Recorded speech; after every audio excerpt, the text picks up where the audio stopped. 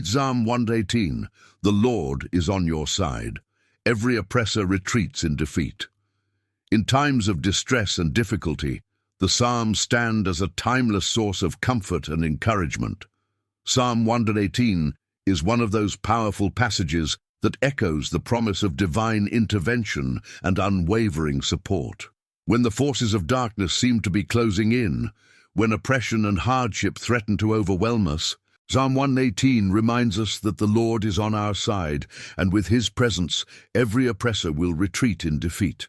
This psalm is not merely a reflection of past deliverances, but a living testament to God's faithfulness throughout history. The words of this psalm serve as a declaration of God's power to overcome every adversary and to rescue his people from harm. Whether you face personal struggles, relational turmoil, or societal injustice, Psalm 118 invites you to trust in the Lord's power to break through the darkness and set you free. As we delve into the verses of this psalm, we will explore how this ancient text still holds immense relevance today, offering strength, courage, and a powerful reminder of God's deliverance. The Lord is on your side, and with him, no force of evil can stand. Understanding the power of divine support, Psalm 118 begins with a declaration of thanksgiving, acknowledging God's eternal love and faithfulness. The verse, "The Lord is on my side," Psalm 118:6, stands as a bold affirmation of God's active presence in the lives of his people. This isn't a distant or passive form of support. Rather, it is an active, engaged relationship where God intervenes in every situation, fighting battles on behalf of those who trust in him. In a world filled with adversity, it can often feel as though we are alone in our struggles. The weight of oppression, whether from individuals, systems, or even personal challenges, can make us feel isolated. Yet, Psalm 118 assures us that the Lord's presence is not just a comforting thought, but a real and active force that works on our behalf. In the first part of this psalm, the psalmist gives thanks for God's steadfast love and protection. This love is not fleeting or conditional. It endures forever, and it is this love that ensures God's people are never abandoned, no matter how overwhelming the trials may seem. The Lord is not merely a spectator, he is actively involved, working through every trial to ensure that his people are not defeated. His support is the key to victory over all oppression and fear. As we go through life's challenges, let us remember that we are not alone. God is on our side, and his power will always be greater than the forces that seek to destroy us. If you find comfort in the fact that the Lord is on your side, don't forget to subscribe to our channel to receive more uplifting messages. The strength of faith in times of battle. Throughout the history of God's people, faith has always been a powerful weapon in the battle against oppression. Psalm 118 highlights the role of faith as the key to overcoming adversity. "The Lord is my strength and my song. He has become my salvation." Psalm 118:14. This verse emphasizes that faith is not just a mental agreement, but a powerful force that brings about deliverance. In the face of battles, both spiritual and physical, our strength lies in our faith in God. The psalmist speaks of God as a mighty warrior who fights on behalf of his people. This image of God as the divine warrior reminds us that when we stand firm in our faith, God fights for us. Our faith becomes the avenue through which his strength is made manifest. In our lives, this might mean that when we face difficult situations, whether it be financial struggle, emotional pain, or spiritual warfare, we turn to God, trusting that his strength will carry us through. By acknowledging God's power, we allow him to move in our circumstances, bringing deliverance and victory. This psalm calls us to have an unshakable faith, knowing that God will never leave us or forsake us in the midst of our struggles. The role of God's deliverance in overcoming oppression. Psalm 118 speaks directly to the experience of oppression, highlighting how God's deliverance brings freedom from those who seek to harm his people. The Lord has disciplined me severely, but he has not given me over to death. Psalm 118:18. This verse reflects the reality that at times God's people must endure trials and difficulties as part of their spiritual growth. However, even in those times, God's ultimate purpose is always deliverance. Oppression, whether physical, emotional, or spiritual, has the power to weaken and isolate us. But the psalmist points out that God allows us to face these challenges, not as a means of defeat, but as a means of refining us. Through God's discipline and deliverance, we are not left in the grip of oppression. Rather, we are drawn closer to his power and grace. The key point here is that God's ultimate plan is for our victory. Even when the weight of oppression is heavy, we are reminded that it is only through God's intervention that true freedom is achieved. The psalmist rejoices in the knowledge that God's deliverance will always come, no matter the circumstances. The impact of God's love in times of crisis. Another key theme in Psalm 118 is the enduring nature of God's love. Give thanks to the Lord, for he is good. His love endures forever. Psalm 118:1. In times of crisis, it is easy to question whether God still loves us. When we face oppression and hardship, it may feel as though we are abandoned. But Psalm 118 reminds us that God's love is constant and unfailing, no matter the circumstances. God's love is not contingent on our performance or the ease of our circumstances. It is a steadfast, eternal love that transcends all trials. This love is the foundation of our strength and our confidence in the face of any adversity. Knowing that God's love is ever present allows us to face life's challenges with hope and resilience, trusting that no situation is beyond the reach of God's redeeming power. The enduring love of God becomes the very reason we can stand firm. It reminds us that even when things seem bleak, God's love never fails, and his commitment to us is unwavering. His love is the anchor that holds us steady in the storm, celebrating victory in God's name. The final verses of Psalm 118 celebrate the victory that God has granted his people. The stone the builders rejected has become the cornerstone. Psalm 118:22. This verse points to the idea that God often works through unexpected means, turning what was once rejected into something of great value. In our lives, we may face rejection, setbacks, or failures, but God has the power to turn these situations into victories. The cornerstone represents Jesus Christ, the ultimate fulfillment of God's deliverance. As we celebrate God's victories in our lives, we are reminded that our ultimate victory is found in Christ. Just as the rejected stone became the cornerstone, our lives, no matter how broken or seemingly insignificant, can be transformed by God's power and grace. Psalm 118 calls us to celebrate the victories God brings into our lives, knowing that every victory, no matter how small, is a testament to his power. Let us rejoice and give thanks for the ways God has delivered us, knowing that he continues to fight on our behalf. Psalm 118 is a powerful reminder that God is always on our side. His presence, love, and deliverance give us the strength to overcome every adversary. No matter the oppression or hardship we face, we can trust that God's power is greater and his love will carry us through. Let this psalm serve as a declaration of your faith, knowing that with God on your side, every oppressor will retreat in defeat. Be sure to subscribe to our channel for more inspiring messages that remind you of God's unwavering support in your life. The strength of faith. When surrounded by oppression. Faith, according to Psalm 118, is not a fragile emotion or a temporary feeling that rises only when circumstances are favorable. It is a force forged under pressure, strengthened in adversity, and proven in moments when escape seems impossible. When the psalmist declares that the Lord is on his side, he is not speaking from comfort, but from experience. He speaks as one who was surrounded, pressed, challenged, and threatened, yet did not collapse because his confidence was anchored in God rather than in outcomes. Faith becomes most powerful when it is exercised in the presence of fear. Psalm 118 openly acknowledges danger, hostility, and opposition. Enemies are described as surrounding the psalmist like bees, relentless and aggressive, creating a sense of suffocation and imminent defeat. This imagery is important because it reflects a reality many people face today. Oppression rarely announces itself politely.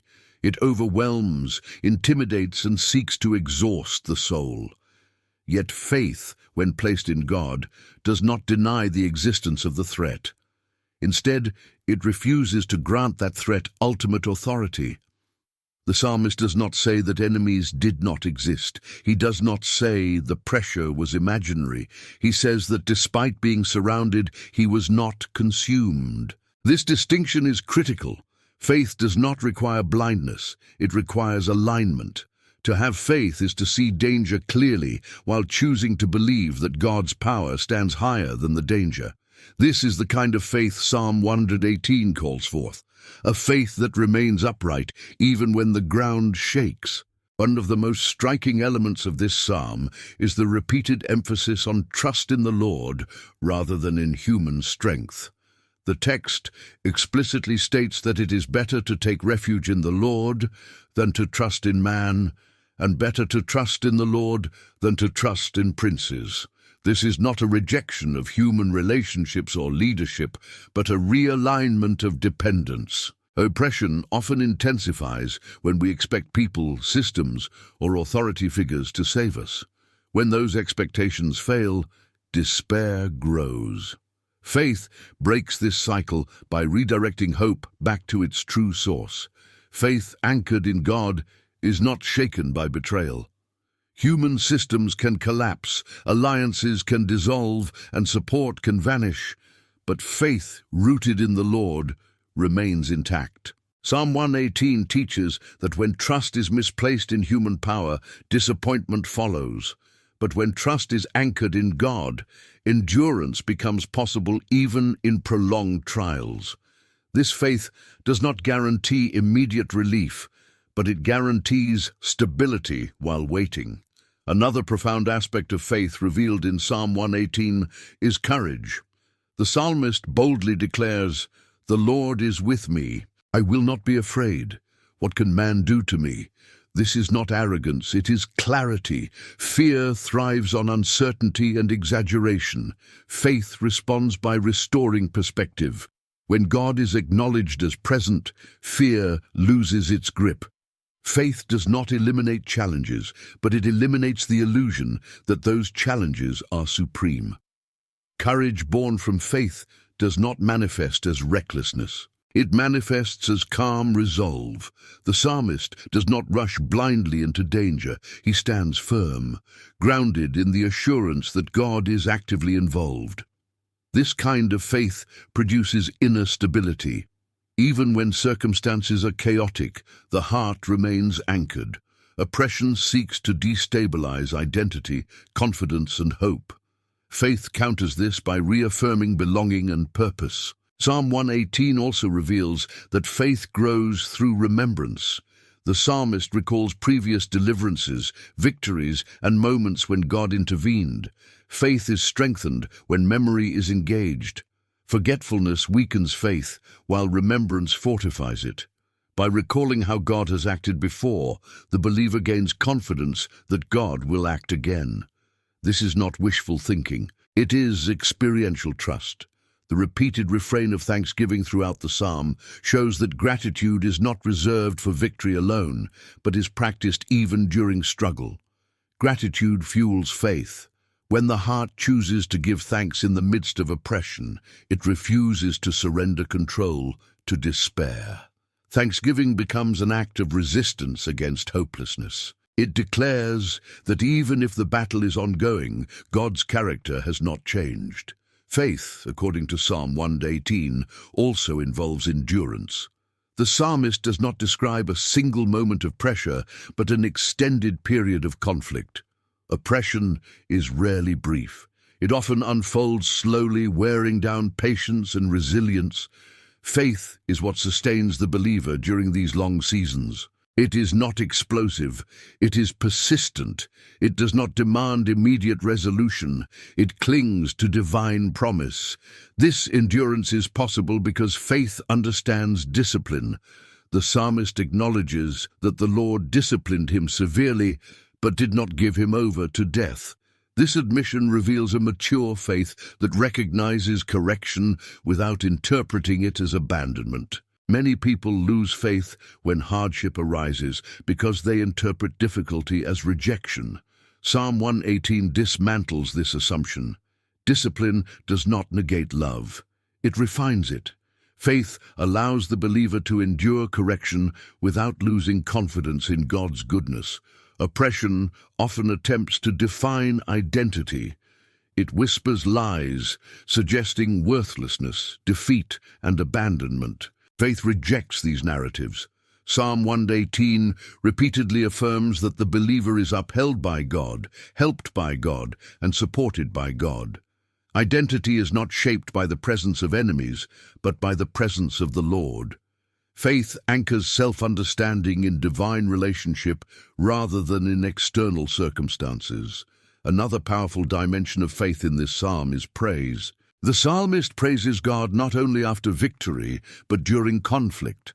Praise becomes an act of faith because it declares trust before evidence appears. When praise rises in adversity, it disrupts the psychological power of oppression. It lifts the gaze upward, reminding the soul that God's authority is greater than the moment. Faith also produces obedience. Even under pressure, the psalmist remains aligned with God's ways. Oppression often tempts people to compromise, retaliate, or abandon righteousness in pursuit of relief. Faith resists this temptation. It chooses integrity over impulse. Psalm 118 reveals that faith is not passive belief, but active alignment with God's will, even when obedience feels costly. The strength of faith is further revealed in the communal aspect of the psalm. The psalmist invites others to join in declaring God's goodness. Faith is contagious. When one person stands firm, others are encouraged to do the same. Oppression isolates, but faith gathers. It builds community through shared trust and testimony. This collective faith becomes a powerful force against despair. Faith also transforms perspective on victory. In Psalm 118, victory is not portrayed as personal dominance, but as divine intervention. The glory belongs to God, not to human effort. This protects faith from pride and collapse. When success is attributed solely to God, failure does not destroy identity, and victory does not inflate ego. Faith remains balanced and resilient. The psalmist's declaration that he will not die, but live and proclaim the works of the Lord, reveals another layer of faith: purpose. Faith connects survival to mission. The believer does not endure merely to escape pain, but to testify. Oppression is not the end of the story. It becomes part of the testimony. Faith reframes suffering as preparation rather than punishment. Faith also redefines time. In the midst of danger, the psalmist declares that this is the day the Lord has made. This statement asserts divine sovereignty over the present moment. Faith does not wait for perfect conditions to rejoice. It acknowledges that even the day of struggle exists under God's authority. This perspective restores agency and hope. Psalm 118 teaches that faith does not deny weakness, but depends on divine strength. The psalmist openly acknowledges limitation while proclaiming God's sufficiency. This humility strengthens faith because it removes the burden of self-reliance. Faith thrives when the believer stops pretending to be strong and starts trusting the one who truly is. Ultimately, the strength of faith revealed in Psalm 118 is not found in emotional intensity, but in unwavering trust. It is quiet, firm, and deeply rooted. It withstands fear, pressure, opposition, and delay. It declares that the Lord is on our side, not as a distant observer, but as an active defender. This kind of faith does not guarantee a life without struggle, but it guarantees a life that cannot be destroyed by struggle. Oppressors may rise, threats may surround, and challenges may persist, but faith anchored in God ensures that defeat is never final. The Lord remains present, faithful, and victorious. If this message has strengthened your faith and encouraged your heart, subscribe to the channel to continue receiving teachings that remind you the Lord is on your side, even in the fiercest battles. Divine deliverance and the collapse of every oppressor. Psalm 118 presents deliverance not as a vague spiritual idea, but as a concrete, lived reality. The psalmist speaks as someone who has walked through real danger, faced real enemies, and experienced real pressure. Deliverance, in this context, is not theoretical, it is experiential. It is the moment when the power that sought to crush you suddenly loses its grip, when what surrounded you no longer controls you, and when the hand of God intervenes in ways no human strength could accomplish. Oppression, by its nature, seeks to dominate. It attempts to restrict movement, silence voice, weaken identity, and erode hope. It does not always come through visible enemies. Sometimes it appears through circumstances, prolonged hardship, injustice, emotional exhaustion, or spiritual heaviness. Psalm 118 acknowledges this reality without fear. The psalmist does not minimize the threat. He describes being surrounded, pressed hard, and nearly falling. Yet the defining statement of the psalm is clear. The Lord intervened. Deliverance in Psalm 118 begins with recognition. The psalmist recognizes that help does not come from himself. This recognition is not defeatist, it is liberating. When a person realizes that human strength is insufficient, the door opens for divine power. Oppression thrives when people believe they must save themselves. Deliverance begins when that illusion breaks and dependence on God takes its rightful place. The psalmist declares that the Lord answered him and set him in a broad place. This image is powerful. Oppression narrows life. It compresses possibilities, limits vision, and creates a sense of suffocation. Deliverance expands.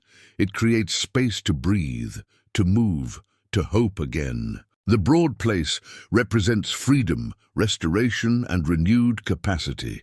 Divine deliverance does not merely remove pressure, it restores dignity. One of the most striking aspects of Psalm 118 is the certainty with which the psalmist speaks about the defeat of oppressors. He does not say they might fall or could retreat. He declares that they will be cut off. This confidence does not stem from personal strength, but from trust in God's authority. Deliverance in this psalm is portrayed as decisive. God does not negotiate with oppression, he dismantles it. The repeated phrase, "in the name of the Lord," reveals the source of victory. The psalmist does not fight in his own name, reputation, or power. He stands under divine authority. Oppression collapses when it encounters a force greater than itself. The name of the Lord represents his character, power, and sovereignty. Deliverance flows from alignment with that authority. Psalm 118 also reveals that deliverance often comes after endurance. The psalmist describes being pushed back and stumbling, yet not falling completely. This suggests a process. Oppression does not always end immediately. Sometimes it intensifies before it breaks.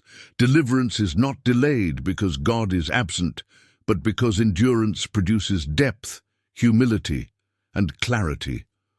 When deliverance comes, it is complete, not partial. The collapse of oppressors in Psalm 118 is not portrayed as chaotic revenge, but as righteous resolution. God's intervention restores order. Oppression thrives in disorder, fear, and imbalance. Deliverance re-establishes divine order. The psalmist does not celebrate destruction for its own sake. He celebrates the restoration of justice and peace. Another critical dimension of deliverance in this psalm is testimony. The psalmist repeatedly declares what the Lord has done. Deliverance is not meant to be hidden. It is meant to be proclaimed. Testimony transforms personal victory into communal strength. When one person declares deliverance, others are reminded that God is active, faithful, and powerful. Oppression loses ground when truth is spoken openly. Psalm 118 also reveals that deliverance redefines power. The psalmist contrasts the strength of enemies with the strength of the Lord. Human power is temporary, unstable, and limited. Divine power is eternal, consistent, and unstoppable. Oppressors rely on intimidation, numbers, and control. God relies on truth, justice, and authority. Deliverance exposes the fragility of false power. The psalmist's declaration that the Lord is his strength and song reveals that deliverance is both external and internal. God does not only change circumstances, he changes the heart. Oppression weakens inner resilience. Deliverance restores inner strength. The believer does not merely escape danger, he emerges renewed, grounded, and confident. One of the most profound elements of Psalm 118 is the acknowledgement that discipline and deliverance can coexist. The psalmist admits that the Lord disciplined him severely, yet did not give him over to death. This reveals a mature understanding of God's ways. Not all hardship is oppression from enemies. Some difficulty is refinement. Deliverance does not mean the absence of correction. It means protection from destruction. This distinction is vital because many people misinterpret hardship as abandonment. Psalm 118 dismantles that misconception. God's discipline aims at growth, not harm. Oppression aims at destruction. Deliverance ensures that discipline does not become devastation. God allows pressure but sets limits. The oppressor cannot cross the boundary God establishes. Deliverance also restores access. The psalmist speaks of entering the gates of righteousness and giving thanks to the Lord. Oppression restricts access to joy, worship, and peace. Deliverance reopens those gates. It restores connection with God and with life itself. The believer moves from survival to celebration, from fear to gratitude. Psalm 118 further reveals that deliverance transforms rejection into honor. The stone the builders rejected becoming the cornerstone is a powerful metaphor. Oppression often manifests through rejection, marginalization, and dismissal. Deliverance does not merely reverse rejection, it repositions it. What was dismissed becomes essential. What was overlooked becomes foundational.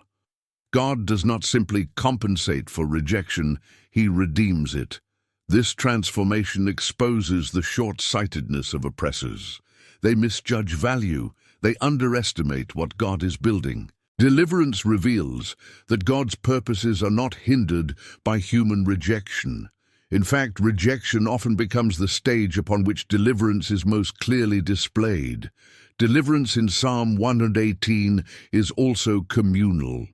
The psalmist invites the house of Israel, the house of Aaron, and all who fear the Lord to declare God's enduring love. Deliverance is not isolated. It strengthens the entire community. When one person is delivered, the collective faith of many is renewed. Another important aspect is timing.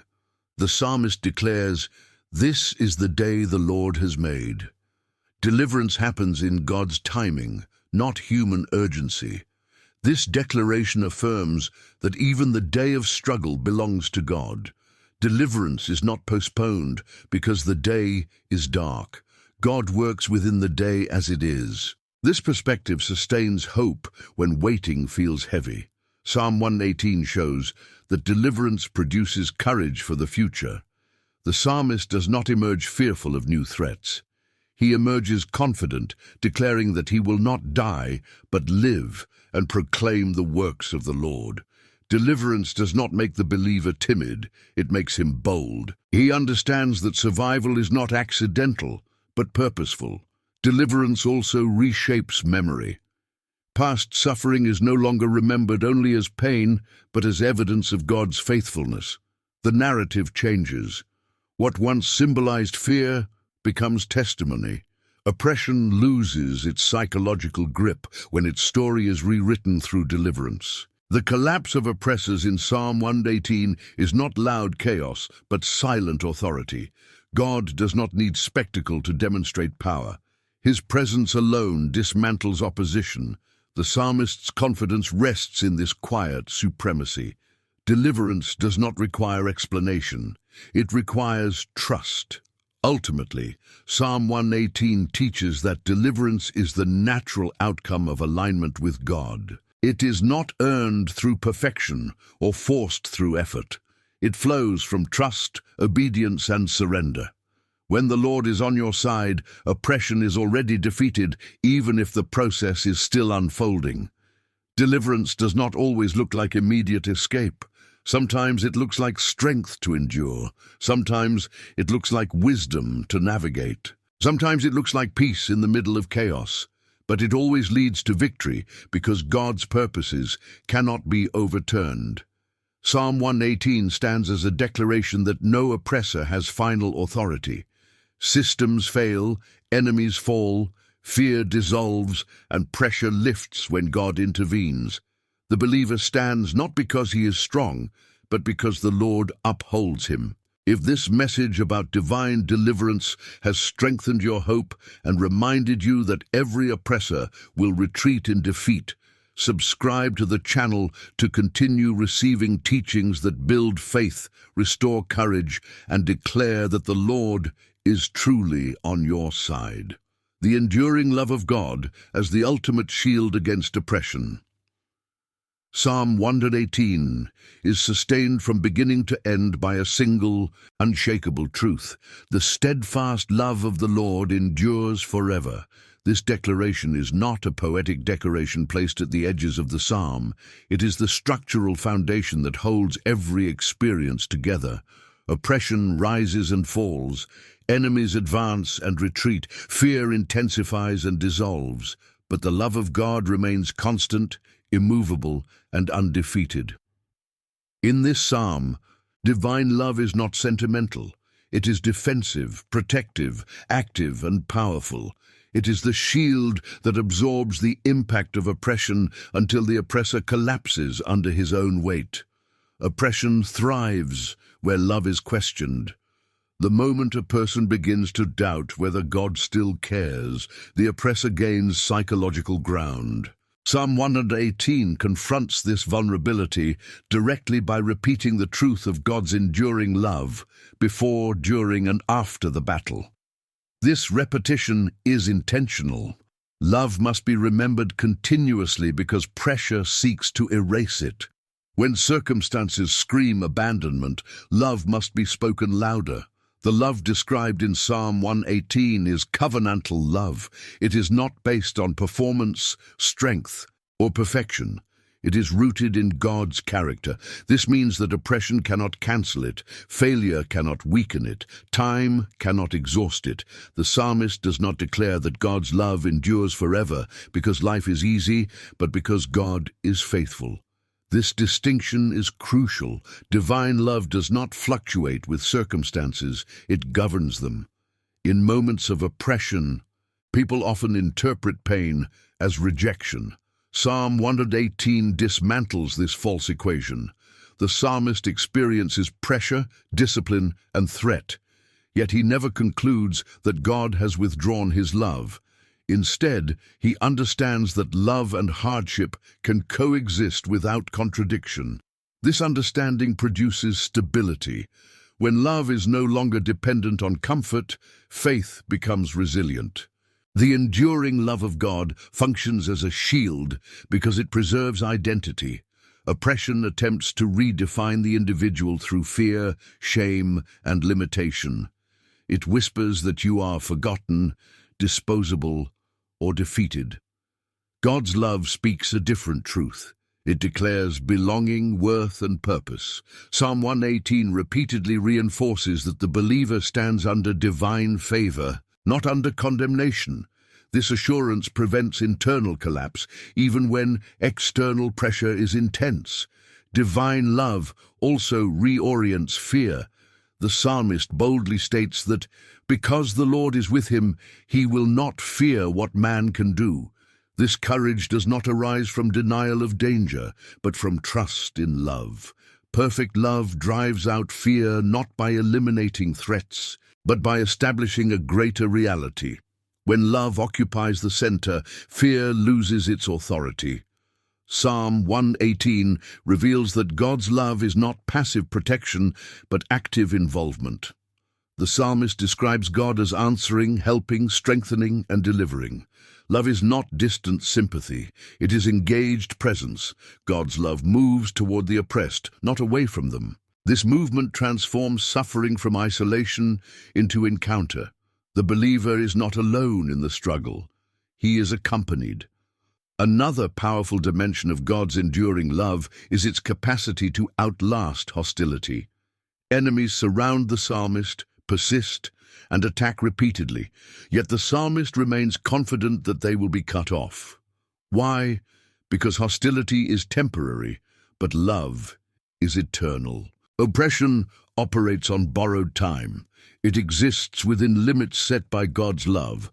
When those limits are reached, oppression collapses. The psalmist's gratitude is deeply connected to this understanding. He gives thanks not only after deliverance, but throughout the process. Gratitude becomes possible because love is already assured. Thanksgiving is not delayed until victory. It flows from trust in enduring love. This posture protects the heart from bitterness, which is one of oppression's most destructive weapons. God's love also reframes discipline. Psalm 118 acknowledges severe discipline without interpreting it as cruelty. The psalmist understands that love sometimes corrects in order to preserve. Discipline, when rooted in love, does not aim to destroy but to refine. This perspective prevents despair during seasons of correction. The believer trusts that love sets boundaries even when it applies pressure. Oppression often isolates individuals by convincing them they are alone in their suffering. Psalm 118 counters this by inviting the entire community to declare God's enduring love. Love is communal. It connects rather than isolates. When the oppressed hears others proclaim the same truth, isolation dissolves. Community becomes a reflection of divine love in action. The enduring love of God also restores voice. Oppression silences. It intimidates expression and suppresses testimony. Psalm 118 does the opposite. The psalmist speaks boldly, publicly, and repeatedly about what God has done. Love empowers testimony. When a person knows they are loved, they are no longer afraid to speak truth. Silence breaks, and oppression loses one of its primary tools. Another essential function of divine love in this psalm is restoration of joy. Joy in Psalm 118 is not naive happiness, it is defiant confidence. It exists because love has already secured the outcome. Joy becomes an act of resistance. It declares that oppression does not own the future. God's love does. The psalmist's declaration that "this is the day the Lord has made" reveals how love sanctifies time. Even days marked by struggle belong to God. Love claims every moment, not just moments of relief. This truth prevents the believer from postponing hope. Joy and trust are not delayed until circumstances improve. They are practiced now. God's enduring love also transforms rejection into purpose. The rejected stone becoming the cornerstone is one of the most powerful images in Scripture. Love does not merely heal rejection, it redeems it. What others discard, God establishes. Oppression often works through rejection, exclusion, and dismissal. Love overturns these judgments and reveals divine intention. This transformation exposes the blindness of oppressors. They measure value by appearance and power. God measures by purpose. His love sees potential where others see weakness. Psalm 118 celebrates this reversal not as coincidence, but as divine strategy.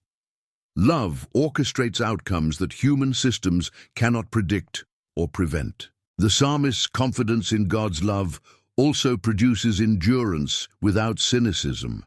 Many people survive oppression only to become hardened. Psalm 118 shows a different outcome. The psalmist emerges grateful, joyful, and worshipful. Love preserves tenderness without sacrificing strength. This balance is one of the greatest evidences of true deliverance. Divine love also restores hope for the future. The psalmist does not speak as someone merely relieved to survive. He speaks as someone commissioned to live and proclaim God's works. Love assigns meaning to survival. The believer lives not just because he escaped death, but because his life now carries testimony. Psalm 118 teaches that enduring love is not proven by the absence of struggle, but by presence within it. God does not always remove pressure immediately, but he never removes love. This consistency becomes the believer's anchor. Waves may rise, but the anchor holds. Oppression ultimately fails because it cannot outlast love. Fear fades, enemies scatter, systems collapse, but love remains. This is why the psalmist returns again and again to the same declaration. The steadfast love of the Lord endures forever. It is the final word over every battle. When love is understood in this way, the believer no longer measures life by opposition, but by faithfulness. God's love becomes the lens through which all experiences are interpreted. Nothing is wasted, nothing is meaningless. Even pain becomes a place where love reveals its depth. Psalm 118 stands as a timeless witness that love is not fragile. It is powerful. It shields, sustains, restores, and ultimately triumphs. When the Lord is on your side, his love surrounds you completely. No oppressor can penetrate it. No darkness can extinguish it. No time can exhaust it. If this teaching on the enduring love of God has strengthened your heart and reminded you that his love is your ultimate shield, subscribe to the channel to continue receiving messages that build faith, restore hope, and declare that the Lord's love truly endures forever. Victory declared, living as one whom God has established forever.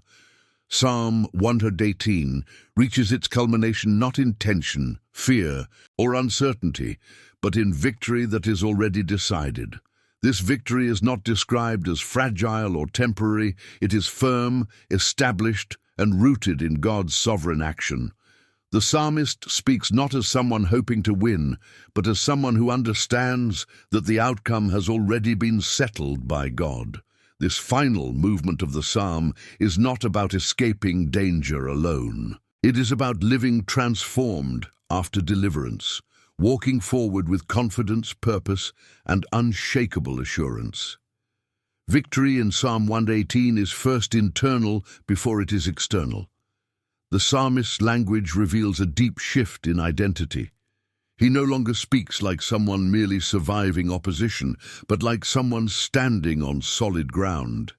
Oppression no longer defines his posture. Fear no longer controls his decisions. His voice is steady, his declarations are bold, and his trust is complete. This internal victory is crucial because external victories without inner transformation often leave people vulnerable to future collapse. God's victory, however, establishes the heart. One of the strongest declarations in the psalm is the statement, "I shall not die, but live, and declare the works of the Lord." This is more than survival. It is commissioning. The psalmist understands that preservation is tied to purpose. God did not rescue him merely to remove pain. He rescued him to release testimony. Victory is not the end of the story. It is the beginning of a new assignment. This understanding reshapes how life is viewed after oppression. Many people carry the memory of past battles as scars that limit their future. Psalm 118 offers a different path. The memory of deliverance becomes fuel, not fear. What once threatened to destroy now strengthens resolve. Victory reframes the past, not as trauma alone, but as proof of God's faithfulness. The psalmist also understands that victory belongs to God, not to human effort. This awareness protects him from pride and fear simultaneously. Pride would suggest that he could maintain victory by his own strength. Fear would suggest that he could lose it just as easily. By attributing victory to God alone, the psalmist rests. He stands confident without becoming arrogant, bold without becoming reckless. Victory in Psalm 118 is celebrated publicly. The psalmist does not hide his gratitude. He enters the gates of righteousness with thanksgiving. This public acknowledgement is important because it establishes truth in community. Victory that remains silent can be reinterpreted, minimized, or forgotten.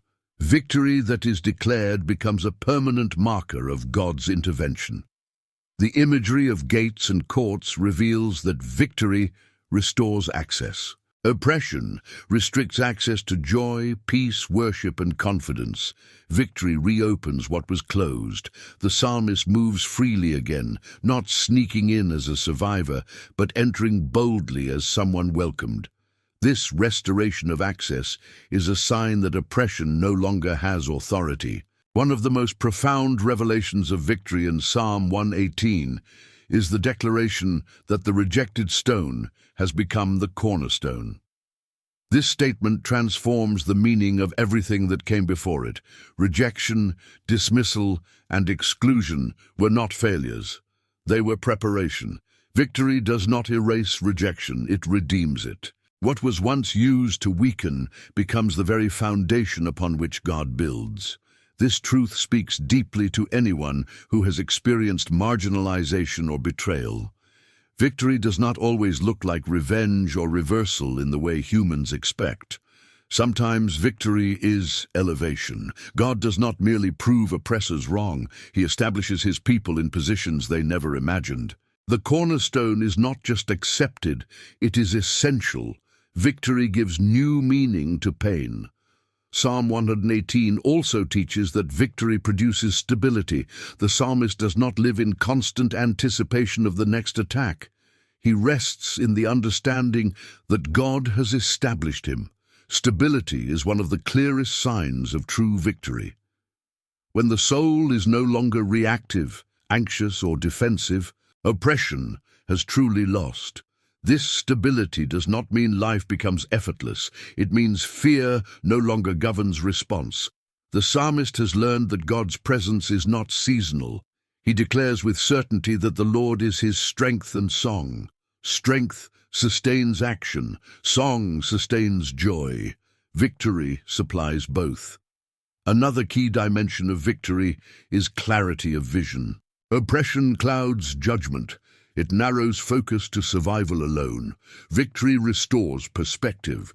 The psalmist sees beyond immediate circumstances. He understands that his life now carries responsibility to declare, to testify, to remind others of God's faithfulness. Victory expands purpose. Victory also establishes peace with time. The psalmist declares, "This is the day the Lord has made. Let us rejoice and be glad in it." This statement is not limited to ideal days. It includes days marked by struggle, recovery, and rebuilding. Victory means time is no longer the enemy. Every day belongs to God. The past is redeemed, the present is held, and the future is secure. Psalm 118 shows that victory is not fragile because it does not depend on circumstances remaining favorable. It depends on God remaining faithful. Since God does not change, victory stands. Oppressors retreat not because the believer becomes untouchable, but because God remains supreme. The psalmist's confidence does not result in isolation. He invites others to join in thanksgiving. Victory multiplies when shared. It strengthens community faith. When one person's deliverance is declared, others find courage to trust God in their own battles. Victory becomes collective strength. Another profound element of victory is freedom from intimidation. The psalmist no longer measures himself against enemies. He measures everything against God's faithfulness. This shift breaks the cycle of fear-based living. Decisions are no longer made to avoid threat, but to align with purpose. Victory also brings rest, not inactivity but inner rest. The psalmist no longer strives to prove anything. He no longer needs to justify his survival. God's intervention speaks for itself. This rest is one of the greatest rewards of deliverance. It allows the believer to live fully rather than defensively. Psalm 118 ultimately teaches that victory is not an event, but a position. The believer stands in victory because God has placed him there. This position cannot be revoked by enemies, circumstances, or time. It is established by divine authority. Living in this victory requires remembrance. The psalmist continues to declare God's goodness. Victory is maintained through gratitude, humility, and trust. Forgetfulness weakens confidence, but remembrance reinforces it. Victory is preserved when God's works remain central. Oppression ends, not when enemies disappear, but when their power to define, intimidate, and control is broken. Psalm 118 shows that this break happens when God intervenes. From that moment forward, the believer lives differently. Fear no longer dictates direction. Hope becomes the compass. Victory also restores joy that is not dependent on validation. The psalmist rejoices because God has acted, not because others approve. This independence from external approval is a sign of true freedom. Oppression often operates through the need for validation. Victory removes that leverage. The final message of Psalm 118 is clear. When the Lord is on your side, defeat is temporary, but victory is permanent. Oppressors may rise, but they will retreat. Fear may knock, but it will not stay. Pressure may come, but it will not prevail. This victory does not make life perfect, but it makes it secure. It does not eliminate challenges, but it ensures they will not have the final word. God does. Psalm 118 leaves the believer standing, grateful, confident, and grounded. The story ends not with escape, but with establishment. The Lord has done this, and it is marvelous in our eyes. If this message of victory and divine establishment has strengthened your faith and reminded you that God has already secured your triumph, subscribe to the channel to continue receiving teachings that build confidence, restore identity, and proclaim that when the Lord is on your side, every oppressor retreats in defeat. Walking forward without fear, a life permanently anchored in God's sovereignty. Psalm 118 does not end with survival, and it does not end with relief alone. It ends with establishment. This final dimension of the psalm reveals what life looks like after oppression has lost its authority. It answers a crucial question many believers carry silently. What happens after the battle is over, after the pressure lifts, after the oppressor retreats? Psalm 118 teaches that God does not merely rescue people from danger. He re-anchors their lives in unshakable sovereignty so they can walk forward without fear. Fear is often the last weapon oppression leaves behind. Even when circumstances change, fear tries to linger. It whispers that the threat could return, that safety is temporary, that peace is fragile. Psalm 118 dismantles this residue of fear by relocating security from circumstances to God Himself. The psalmist's confidence is no longer dependent on the absence of enemies, but on the presence of the Lord. This shift is essential because enemies may come and go, but God's sovereignty remains constant. Walking forward without fear does not mean forgetting the past. It means interpreting the past correctly. Psalm 118 reframes memory. What once looked like near destruction is now understood as divine preservation. The psalmist does not deny how close the danger was. He declares how faithful God proved Himself to be. This reinterpretation of memory is what prevents fear from controlling the future. When the past becomes testimony instead of trauma, fear loses its narrative power. The psalmist's repeated declarations are not emotional outbursts, they are deliberate affirmations. He speaks truth until it governs perception. Fear thrives in silence and ambiguity. Faith grows through spoken clarity. Psalm 118 shows that declaring God's sovereignty is not redundant, it is reinforcing. Each declaration strengthens the foundation upon which the believer walks forward. Another critical transformation described in this psalm is the restoration of trust in life itself. Oppression often causes people to live guarded, hesitant, and withdrawn. Even when danger passes, the heart remains braced for impact. Psalm 118 restores openness. The psalmist rejoices, gives thanks, and enters freely into worship. These actions reveal a heart that no longer expects harm around every corner. Trust is being rebuilt. Walking forward without fear also involves accepting responsibility.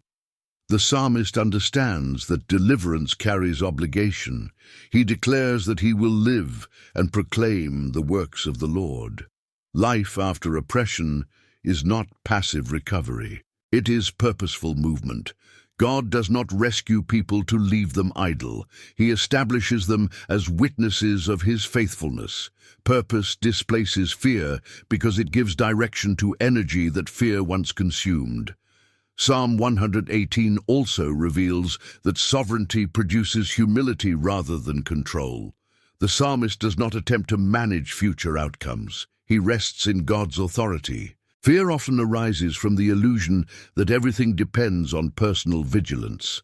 Sovereignty breaks that illusion.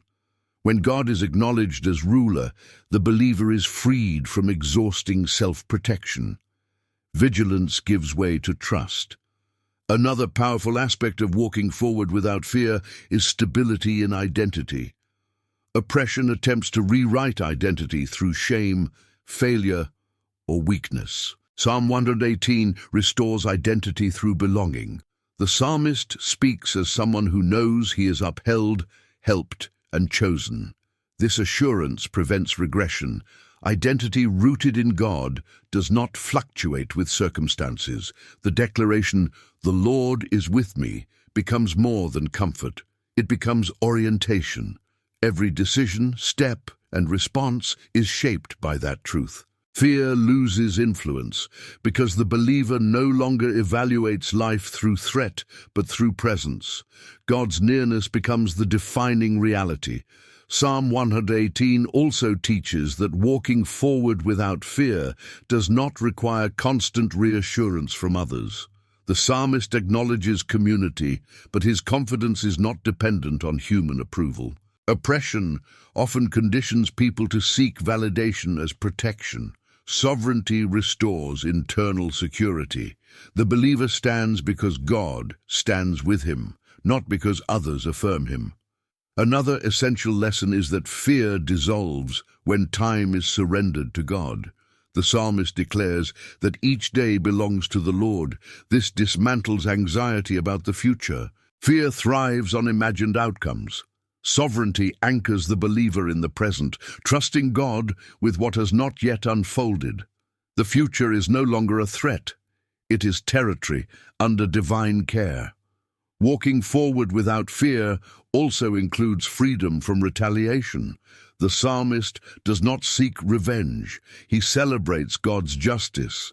This restraint is not weakness, it is confidence. Fear often drives people to control outcomes through aggression. Trust in God's sovereignty allows the believer to release vengeance without losing dignity. Psalm 118 further reveals that peace is not the absence of conflict, but the absence of dominance by fear. The psalmist remains aware of past enemies, but is no longer shaped by them. This distinction is critical. Healing does not require amnesia. It requires authority. Fear loses authority when God's sovereignty is acknowledged consistently.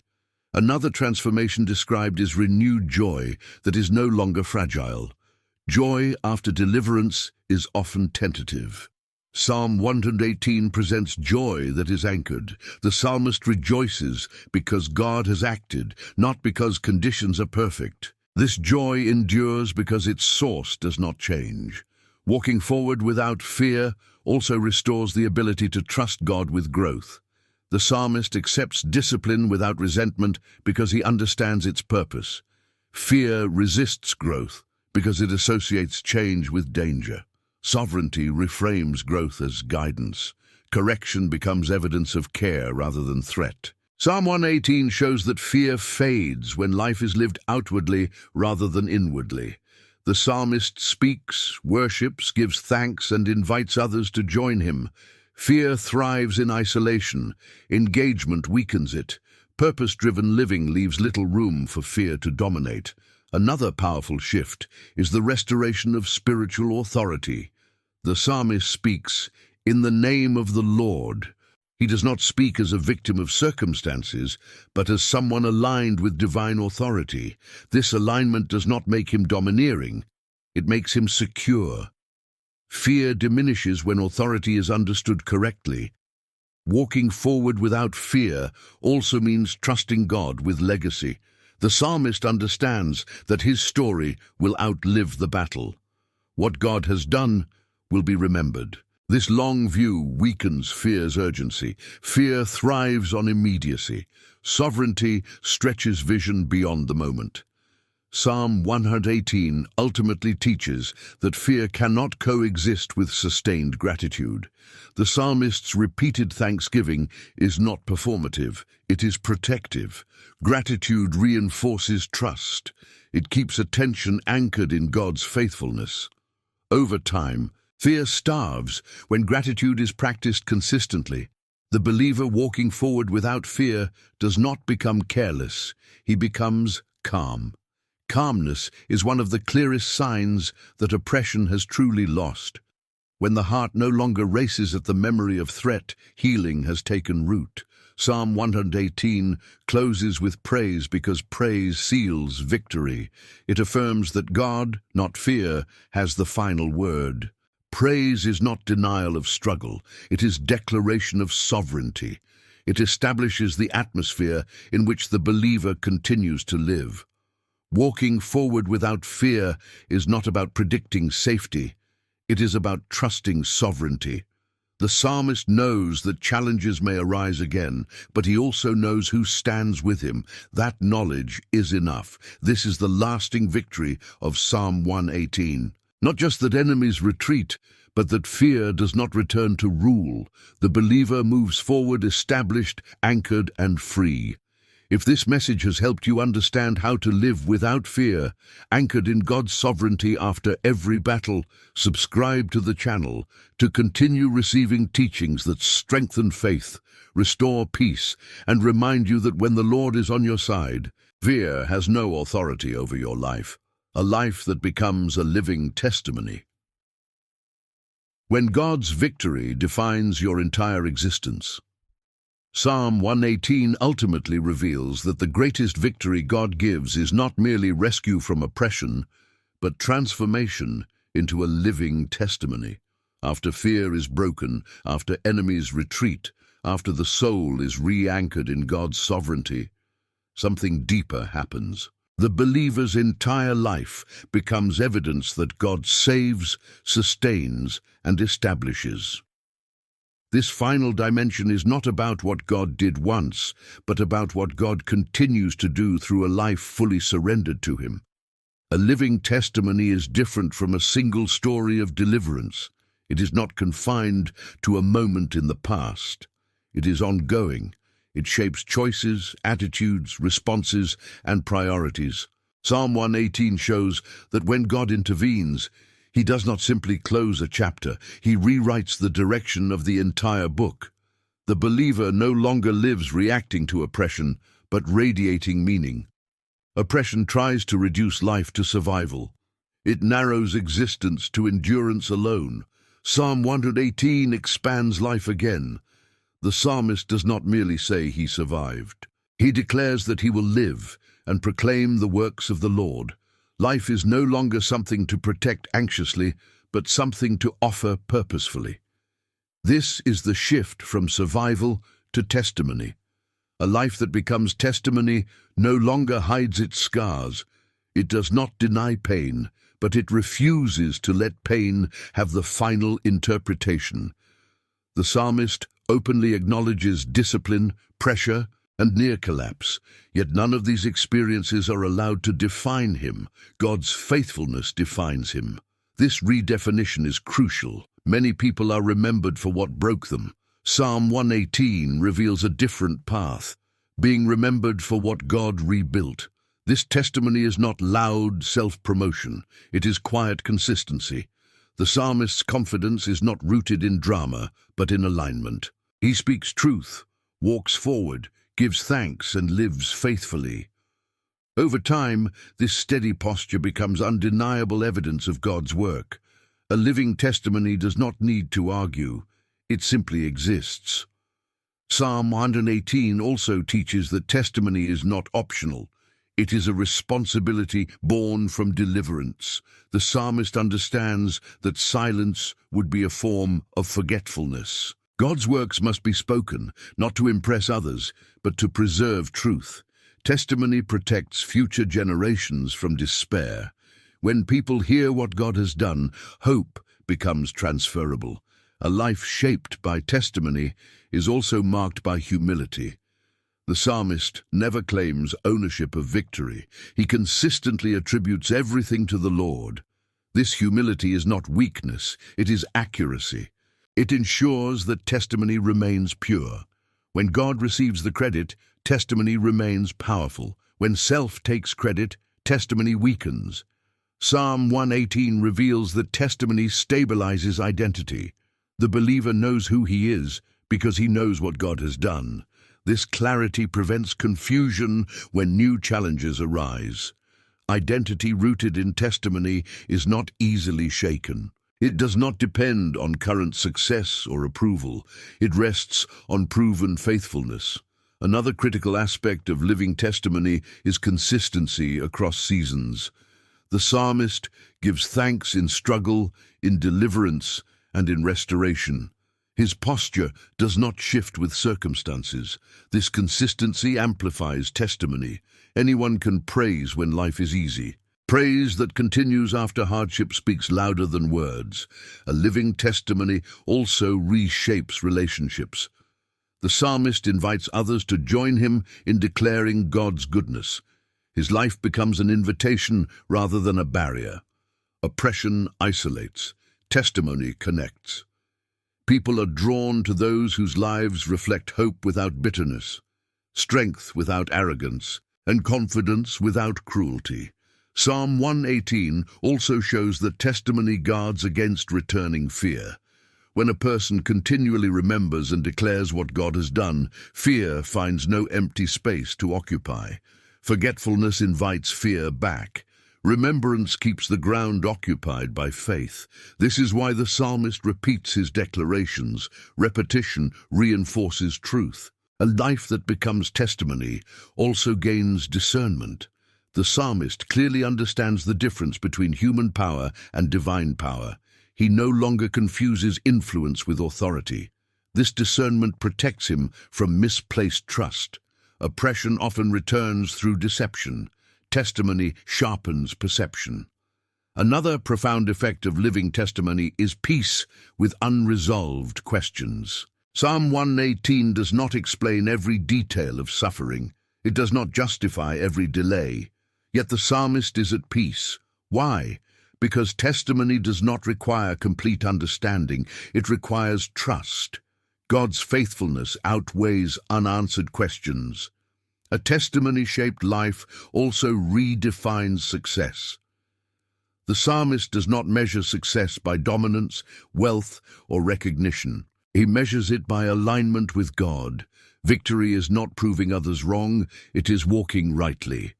This definition protects the heart from comparison, which is one of oppression's subtle returns. Psalm 118 reveals that testimony also prepares the believer for future responsibility. God entrusts more to those who remember faithfully. The psalmist understands that his life now carries weight. His words matter. His actions influence others. This awareness produces careful, intentional living. Living testimony also transforms suffering into service. What once caused pain now becomes a source of wisdom. The psalmist's experience equips him to strengthen others. He does not speak theoretically, he speaks from lived encounter. This authenticity cannot be manufactured. It is forged. Another key truth is that testimony sustains worship. Worship after deliverance is deeper because it is informed by experience. The psalmist's praise is not routine, it is relational. He knows why he worships. Worship becomes the natural language of a heart that has seen God act. Psalm 118 also teaches that a testimony-centered life resists cynicism. Many people emerge from hardship guarded, suspicious and hardened. The psalmist emerges grateful. This is not because he is naive, but because he trusts God's governance. Cynicism loses its appeal when faith is proven. A life that becomes testimony is also resilient in uncertainty. The psalmist does not require guarantees to move forward. He trusts God's character more than predictable outcomes. This flexibility strengthens testimony because it shows faith is not conditional. Another important dimension is that testimony honors time. The psalmist recognizes that his deliverance fits into a larger story. He does not rush God's narrative. He accepts timing without resentment. This patience reflects maturity and deep trust. Psalm 118 ultimately shows that testimony is not about perfection. The psalmist does not claim flawlessness. He claims faithfulness, God's faithfulness, not his own. This honesty makes testimony credible. People are not inspired by flawless lives. They are strengthened by faithful ones. A living testimony also resists despair during future trials. When difficulty returns, the believer remembers previous deliverance. Hope is not theoretical, it is remembered. This memory becomes armor. Psalm 118 closes with gratitude because gratitude seals testimony. It keeps the heart soft and aligned. Gratitude prevents entitlement. The psalmist never assumes God owes him. He remains thankful. The final truth of Psalm 118 is that when God is on your side, your life itself becomes a declaration. You do not need to force testimony, you live it. Your endurance speaks. Your peace speaks, your confidence speaks, your gratitude speaks. Oppressors retreat not only because God intervenes once, but because God establishes a life that reflects his authority. Fear cannot coexist with sustained testimony. Darkness cannot dominate a life filled with remembrance. This is the ultimate victory of Psalm 118. Not just that God rescues you, but that he turns your existence into evidence of his faithfulness. If this message about becoming a living testimony has strengthened your faith and reminded you that your life itself can proclaim God's victory, subscribe to the channel to continue receiving teachings that build purpose, deepen trust, and declare that when the Lord is on your side, your story will glorify him forever.